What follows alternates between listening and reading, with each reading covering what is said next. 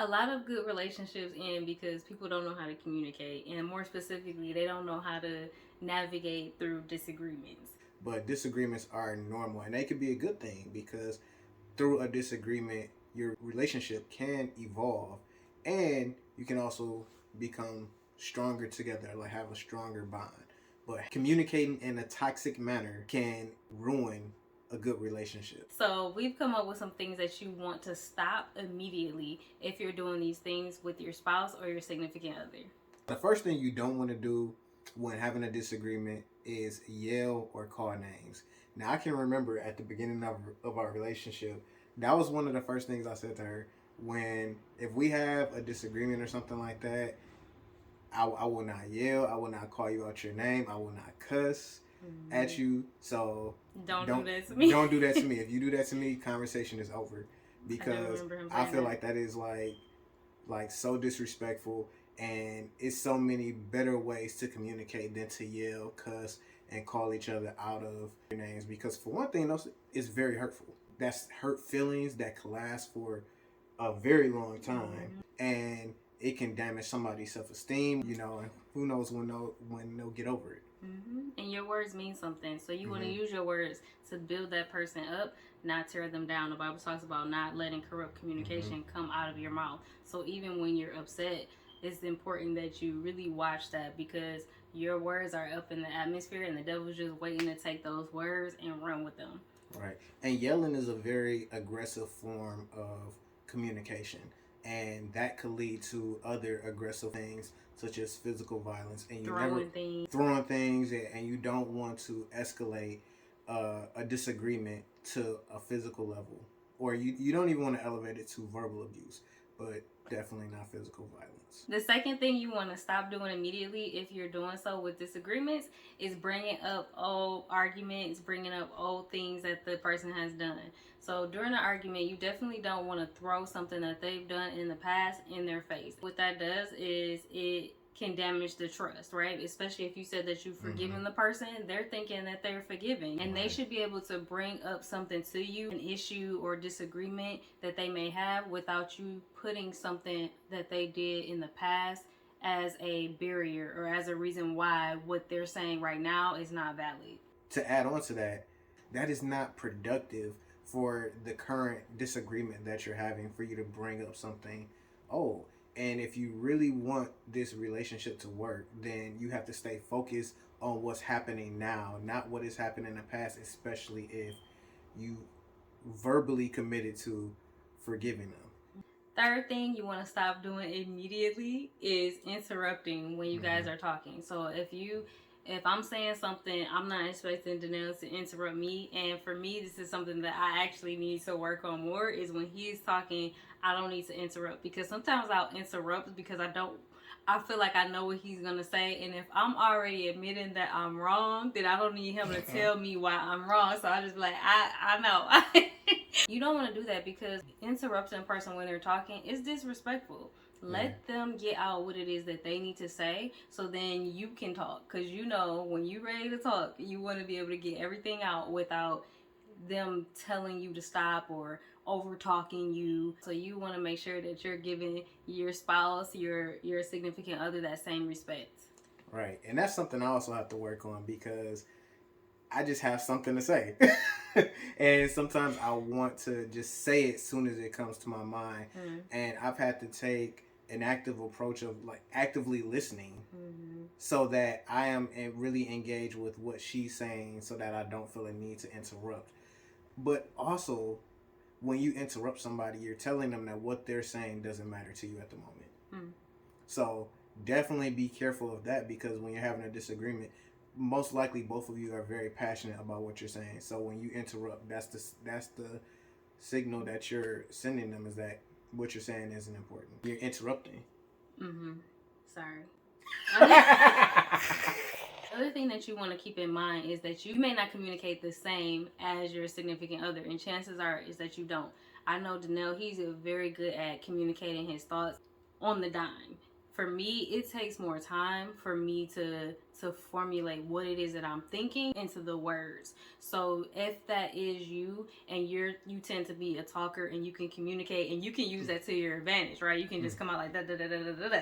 But you want to make sure that you give your loved one, you want to make sure that you give them space to think. So just because there's space in the conversation and there's a pause, don't just feel like you have to jump in there and keep talking. Like, give them space to think and let them get it out how they need to, at the pace that they need to. So the next thing you want to avoid when you're having a disagreement with your significant other or spouse is not being present. So if you are distracted by TV, your phone, just looking around, or like acting like you're tired, your body language speaks volumes here. So if you're just right, like looking you just around, so annoyed that this person would even have something to be upset about, right? It's like, I don't have time for this. You don't have to say it, but your body language says it all.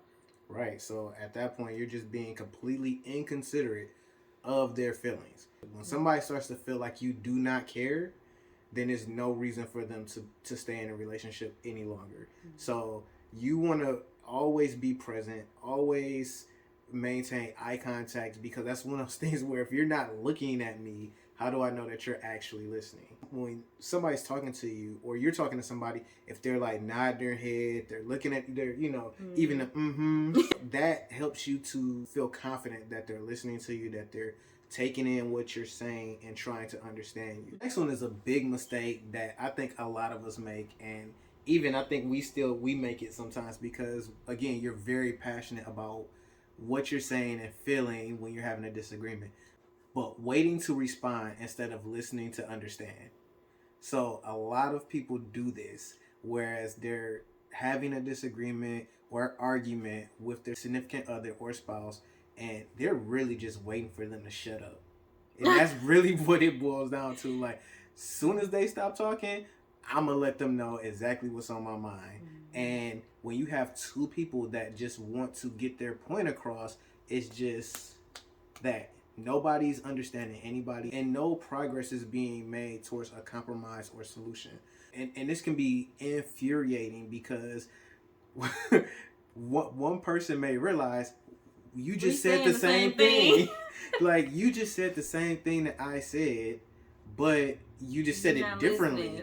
Exactly. So you want to make sure that you're actively listening to understand. And I know that when you are sometimes upset, you want to get whatever you have to say off of your chest. Like, I don't want to forget this. Yeah. But sometimes you need to let it go. Everything that comes to your mind doesn't need to be spoken out loud.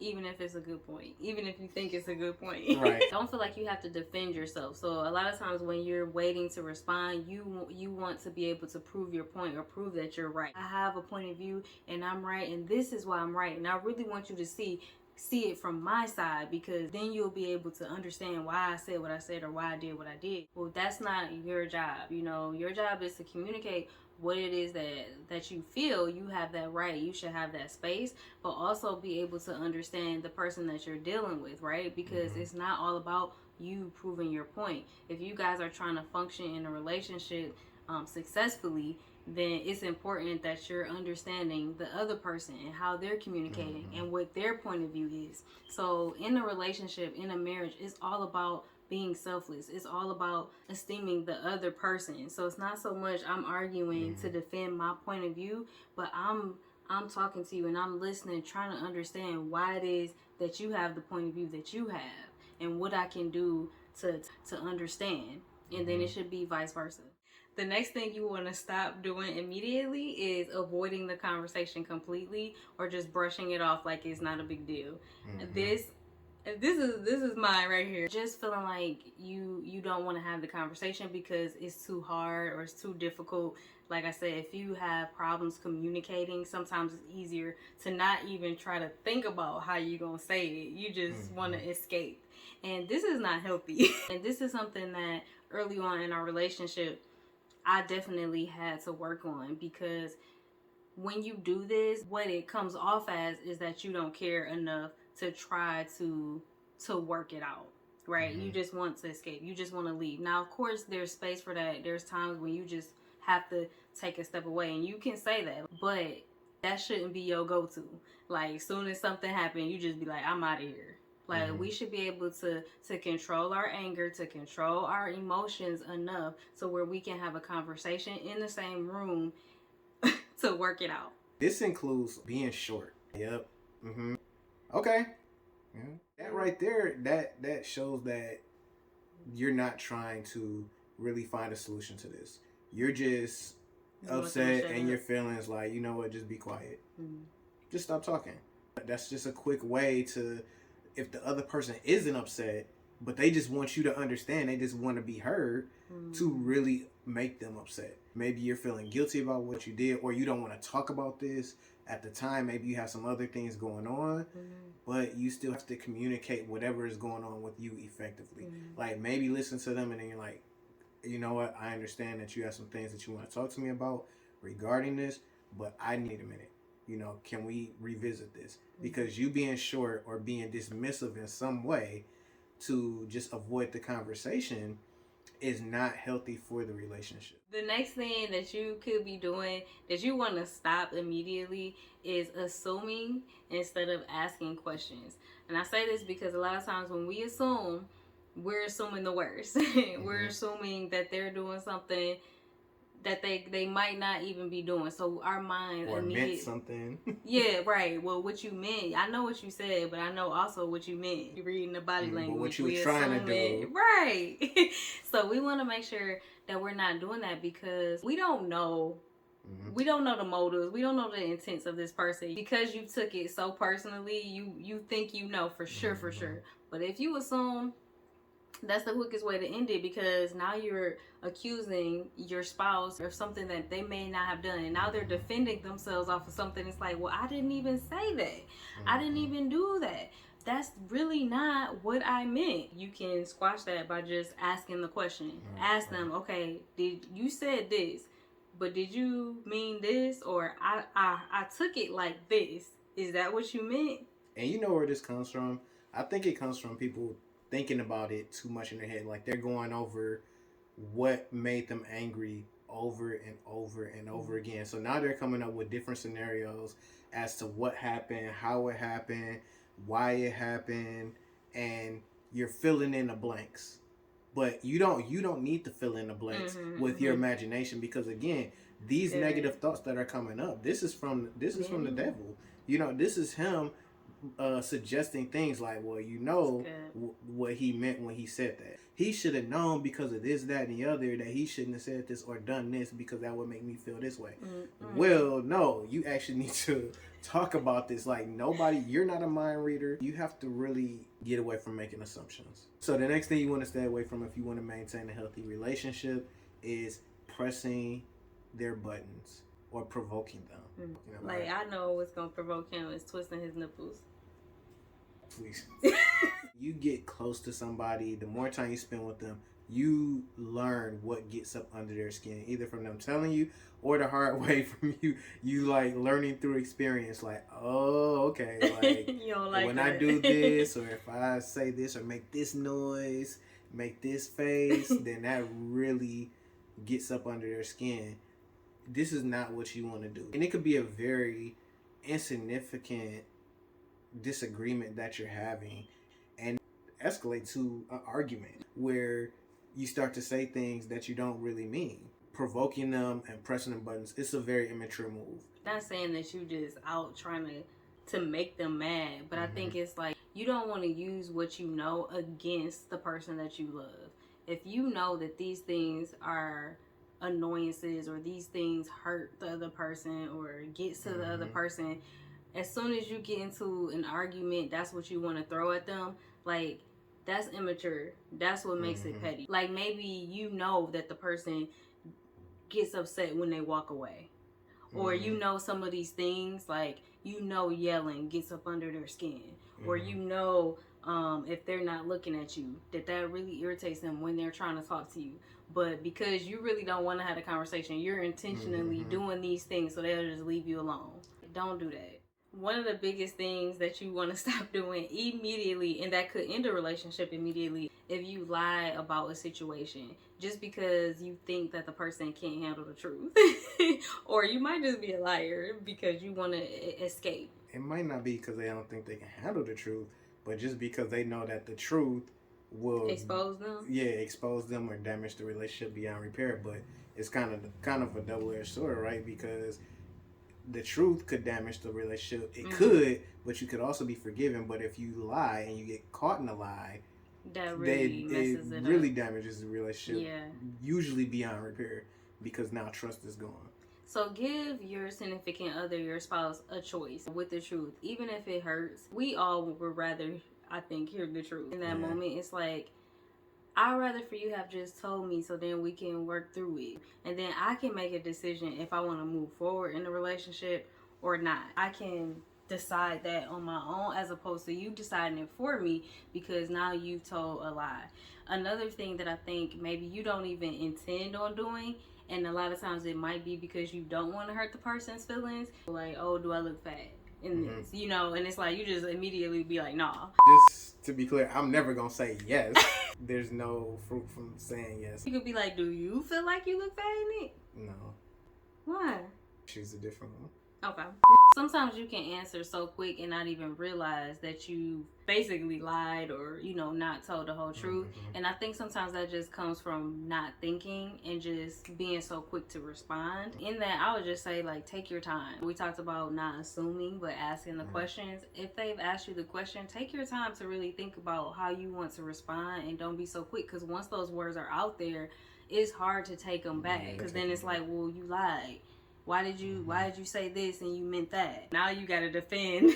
Like, well, I didn't mean that. That wasn't my intention, right? When you're trying not to hurt the person, I think this is when people are most likely to lie, when they want to stay in a relationship. Ironically, you want to be in a relationship, so you sugarcoat things or you withhold information, and it's kind of like just coming out real fast because you're in the heat of it and you're kind of in survival mode. And that's why you just need to slow down, take a breath, so that you don't say these things not really meaning to be deceitful. Disagreements are challenging in themselves, and when we add these things that we're talking about into that disagreement, it just ignites it. It can prolong the disagreement and end the relationship. So these are things you really want to watch out for, especially even if you're dating right now. If your significant other is communicating like this, try to talk through that and nip that in the bud, because it will follow you into your marriage. You really want to try to understand the other person. I think if you apply that principle, like, let me understand their point of view, that will eliminate a lot of the things that we mentioned that you could be doing wrong that will definitely end the relationship. Because that's putting the other person first. And that's ultimately what the Word of God tells us to do, is to esteem others higher than ourselves. And that's not to downplay ourselves, but it's just saying, you know what, let me walk in love with this person and put this person's needs first. Not that your needs don't matter, but if the relationship is a godly relationship, then that other person is thinking the very same thing. So after you have asked them questions and understood them, they should want to understand you as well. And that's where you two have found a solution or a compromise, and you've done it without any of the negative things, any of the toxic communication that could really lead to hurt feelings, the silent treatment, and, you know, if you're married, having a sexless marriage, because it definitely can lead to that. And on the flip side of that, fellas, when you actually seek to understand, you talk it out and all of that, you could turn a situation that could have went really bad into something that goes really, really well. So just a added incentive for you to go ahead and handle these things the right way. But come on, nobody can really push you as faster than the people that you're closest to.